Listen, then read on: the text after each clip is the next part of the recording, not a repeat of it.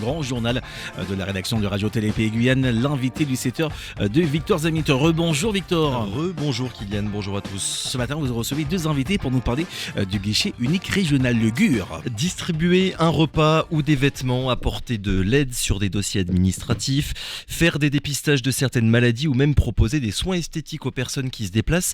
On parle ce matin du GUR, le guichet unique de rue, un dispositif itinérant un peu particulier car il ne se limite à aucun domaine en particulier. L'objectif est véritablement d'apporter au cœur des quartiers un accès à des services essentiels, d'où son nom, guichet unique de rue, une plateforme qui rassemble au même endroit et durant une même journée des professionnels du social, de la santé, de l'accompagnement. Et si on en parle ce matin, c'est parce que le projet est finaliste du concours 2026. La France s'engage aux côtés d'une quarantaine d'autres structures. Les lauréats remporteront une enveloppe financière qui pourrait permettre au GUR en cas de victoire de se déployer en dehors de l'île de Cayenne. Pour en parler avec nous ce matin, deux invités. Tristan Vassot, bonjour.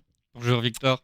Coordinateur de l'association guyanaise de réduction des risques, et vous êtes avec Christina Pelé, bonjour également. Bonjour. Vous êtes chargé de projet pour le GUR, donc le guichet unique de rue. Merci à tous les deux d'avoir accepté notre invitation pour déjà parler de ce que vous faites concrètement sur le terrain et de ce que vous aimeriez faire en plus de ce que vous faites déjà. Tristan Vassot, déjà, à quoi est-ce que ça ressemble le GUR pour les personnes qui nous écoutent et qui ne l'auraient peut-être jamais vu sur le terrain? J'ai prononcé les expressions de village mobile, de plateforme itinérante, c'est des grands mots pour décrire quelque chose d'assez simple au final sur le terrain.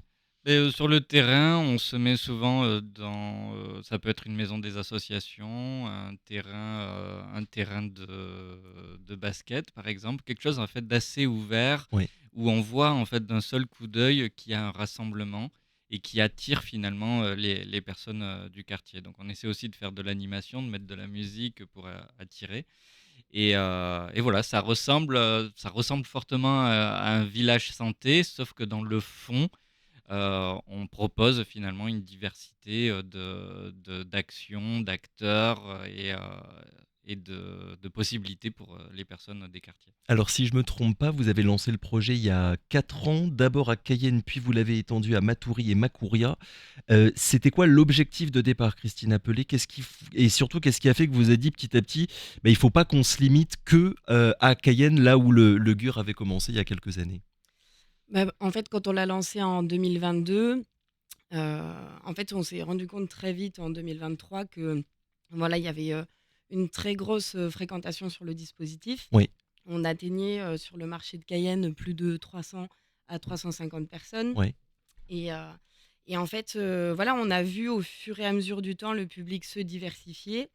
Et en fait, voilà, donc là, on s'est dit qu'en fait, il fallait vraiment proposer un guichet qui soit accessible à tous et ne pas cibler un public en particulier. C'est-à-dire que, en fait, l'idée, c'est vraiment d'avoir un accueil inconditionnel, Oui. peu importe le public qui arrive. Et donc voilà, on cible les personnes en précarité, mais maintenant, toujours dans cet accueil inconditionnel, on l'a toujours voulu et on a toujours fonctionné sur ces valeurs-là. Donc voilà. Donc, pour comprendre véritablement à quoi ça ressemble, à chaque fois, il y a plusieurs associations, hein, c'est bien ça, qui font le déplacement avec vous, à vos côtés?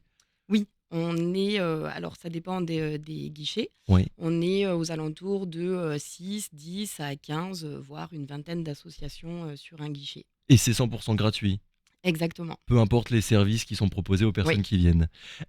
Tristan Vassot, un mot sur votre association l'AGRE, donc l'association guyanaise de réduction des risques.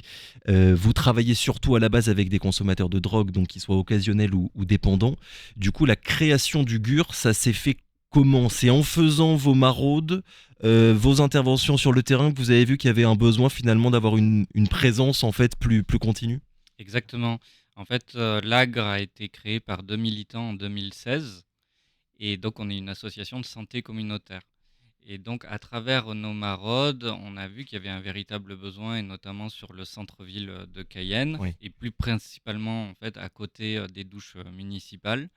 Et donc l'ancienne coordinatrice, Emilita Mourtebir, a pensé le GUR pour apporter en fait aux populations vivant en très grande précarité et aussi consommatrices de produits un ensemble finalement d'acteurs pour les aider.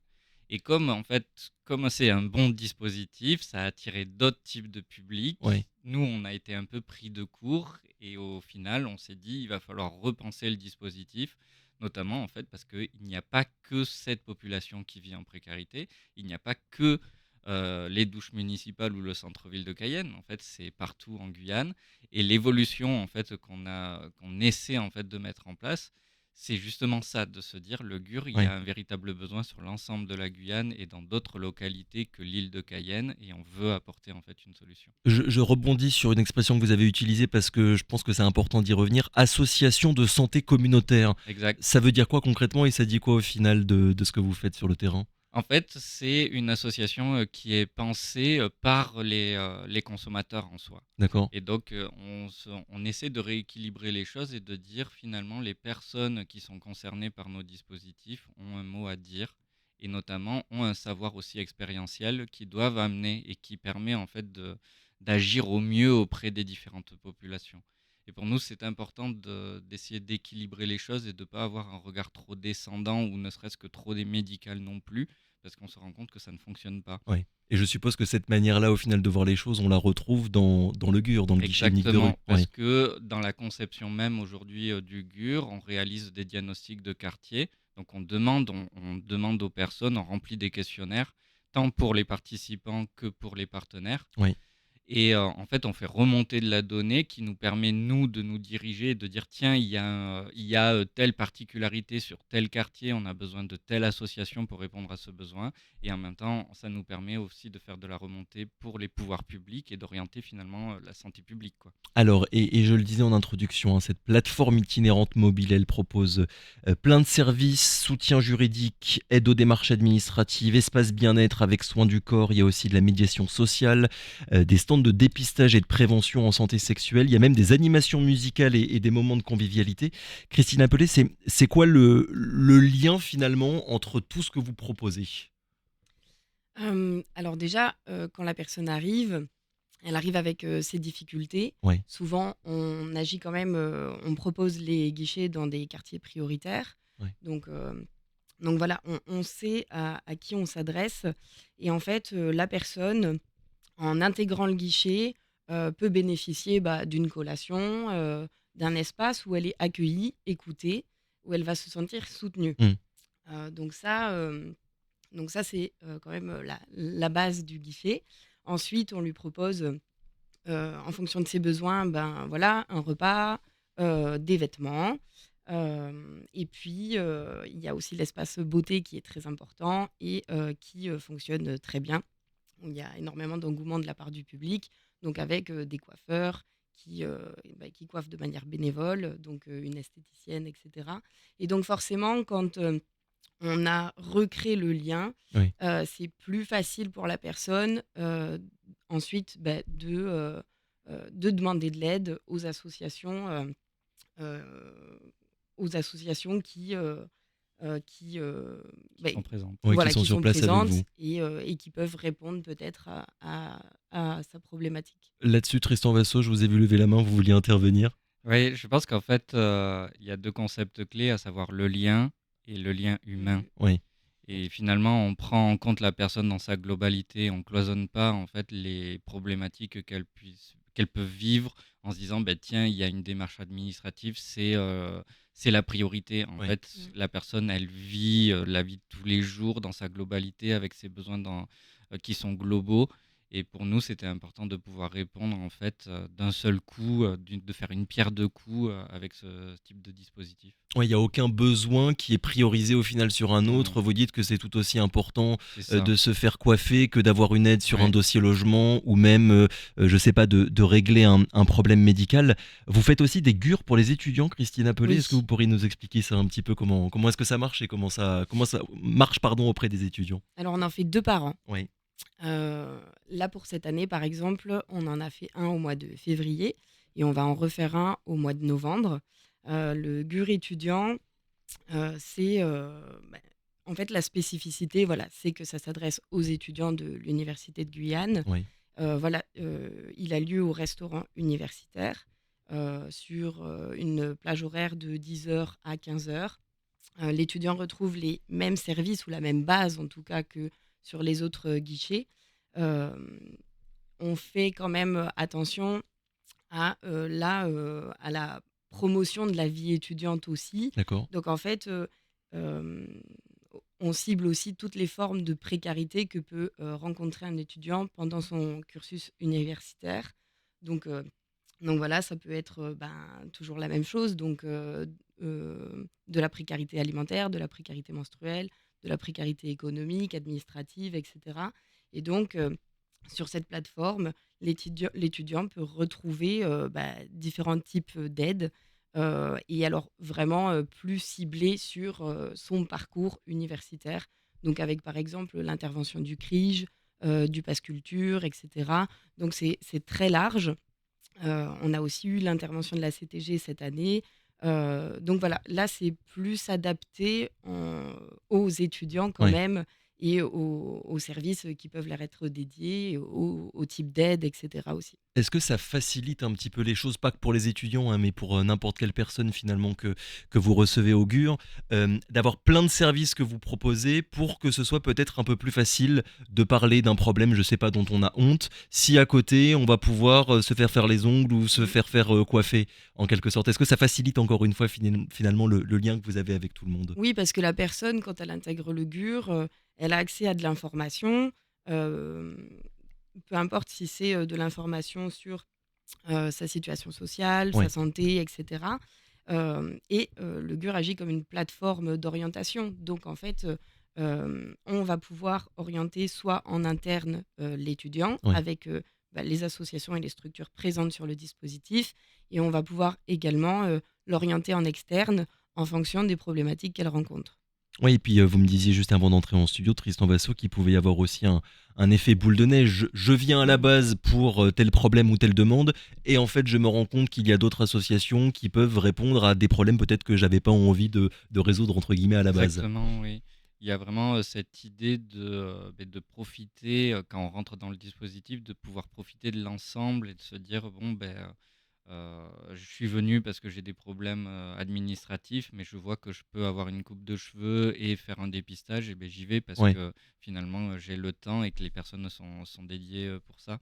Et je pense que pour le GUR Université aussi, il y a cette volonté de faire la promotion aussi des associations étudiantes ouais. qui agissent aussi pour les étudiants. Je pense notamment, par exemple, à la clinique juridique, des étudiants qui aident en fait. Ce sont des étudiants en droit qui vont aider d'autres étudiants. Et on voit finalement, il y a une synergie qui se crée avec voilà, des étudiants de l'université qui vont Mmh. s'inscrire au GUR, non pas en tant que participants qui réceptionnent finalement le dispositif, mais en disant ben, moi je veux participer en aidant d'autres étudiants et Ouais, on en étudiantes. revient à ce que vous disiez tout à l'heure sur l'aspect communautaire au final qu'il peut y avoir Exactement. entre tout le monde. Ouais. L'an dernier, le dispositif, il a accueilli près de 1 600 personnes. C'est quoi le retour que vous avez des gens, directement sur le terrain, Christine Appelet? Qu'est-ce qu'ils vous disent? Qu'est-ce qui vous remonte? Ben, en Guyane, on n'a pas, par exemple, de centre d'accueil de jour Oui, pour les personnes en situation de précarité.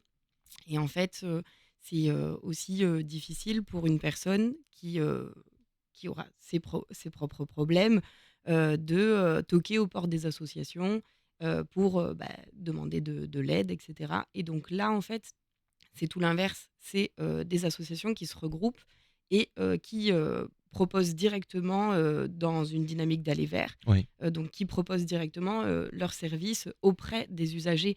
Et donc en fait, ça change, quand même la donne. Donc en fait, forcément, ils se sentent, plus écoutés, plus soutenus. Et en fait, c'est aussi un moment, très convivial où on se retrouve, on partage un temps ensemble.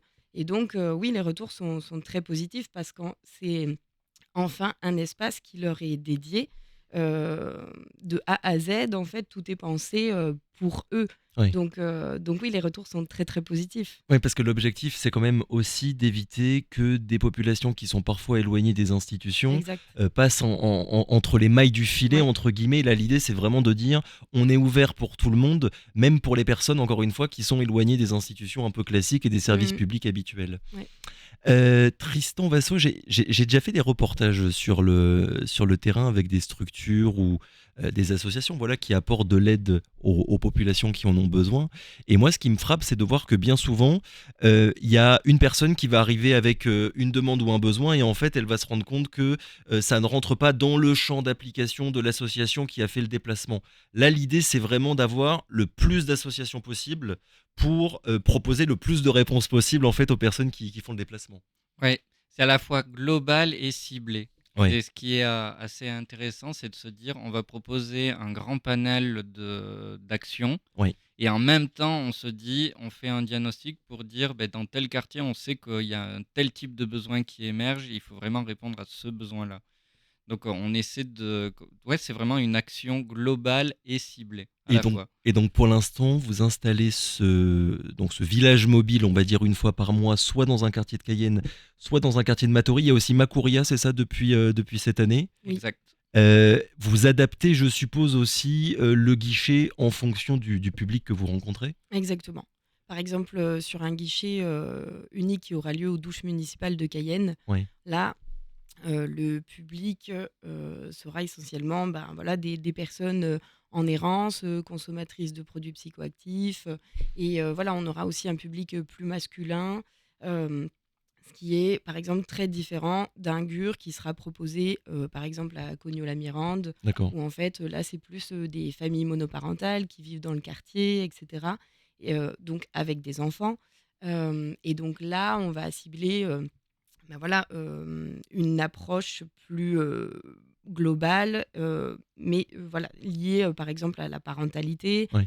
Donc c'est pour ça qu'on aimerait mettre en place aussi des animations pour les enfants et tout, alors que sur un GUR de Cayenne aux Douches, c'est pas tant le lieu pour proposer ce genre de choses. Donc voilà, on s'adapte vraiment en fonction du public. On parle de plus en plus en Guyane, mais sur tout le territoire national, de l'accès aux services publics, de simplifier l'accès aux services publics, parce qu'il y a énormément de personnes qui, on le dit depuis tout à l'heure, au final, passent entre les mailles du filet.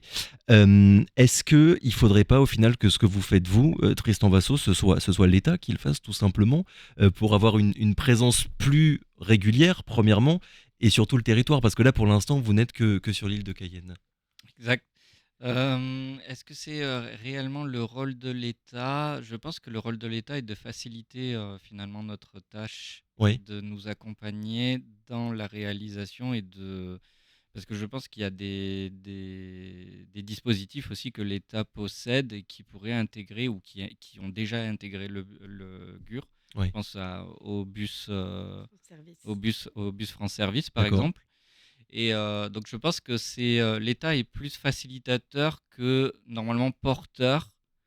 Et la grande problématique, je dirais que l'État, c'est de penser la Guyane comme un territoire aussi unique et spécifique avec ses problématiques. Et donc toute l'idée, c'est de se dire ben, qu'est-ce qu'on peut apporter ici en Guyane. Et le mieux, en fait, c'est de s'appuyer finalement sur les assos locales qui interagissent directement avec le public. Donc pour moi, il y a une forme de synergie entre les associations, les habitants, l'État, les financeurs aussi. Nous, notre plus grand financeur, c'est l'Agence régionale de santé. On est en lien avec la CTG, la CACL, les politiques de la ville qui nous soutiennent. Oui. Donc pour moi, c'est en fait c'est un copartage quoi, c'est un coportage même. Il y a une co-responsabilité qui doit se créer. Je vous demande ça parce que j'ai l'impression au final que le GUR, c'est presque une version hors les murs et élargie des France Service, donc avec plusieurs services publics finalement qui sont situés au même endroit, sauf que vous ne faites pas que de l'administratif et vous allez directement dans les quartiers. C'est à peu près ça au final la Exactement, différence ouais. entre vous et les Oui, France c'est ça. Service. Mm, mm. Alors, on vous reçoit ce matin, et j'en parlais en introduction, pour ce concours, donc la France s'engage. L'idée, c'est de repérer les initiatives sociales les plus prometteuses et de leur donner les moyens de s'agrandir. Là, pour l'instant, vous êtes finaliste, et c'est déjà bien parce que je crois qu'il y a plusieurs centaines de candidatures qui sont envoyées chaque année. Ouais. Plus C'est de quoi 400. plus de 400 candidatures. C'est quoi ce concours et surtout, qu'est-ce qui vous permettrait de faire? Alors, Tristan Vasso, sur le concours La France s'engage. La France engage, à la base, c'était un plan gouvernemental, un programme gouvernemental qui a été créé par François Hollande en 2014 Ouais, et qui est devenu une fondation. Et aujourd'hui, en fait, elle regroupe des grandes entreprises mécènes qui financent chaque année à travers des concours des projets innovants. Donc, d'accord.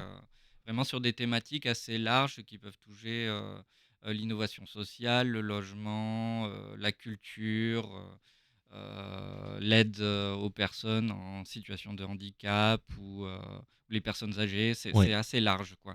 Mais il faut juste que le projet soit innovant et dans une volonté d'essaimage, donc vraiment de se répandre ailleurs que où il est actuellement mis en place. Donc ça veut dire que le GUR, qui pour l'instant n'existe qu'en Guyane, il pourrait être répliqué dans d'autres territoires, dans d'autres départements, avec la même philosophie finalement et la même manière de faire?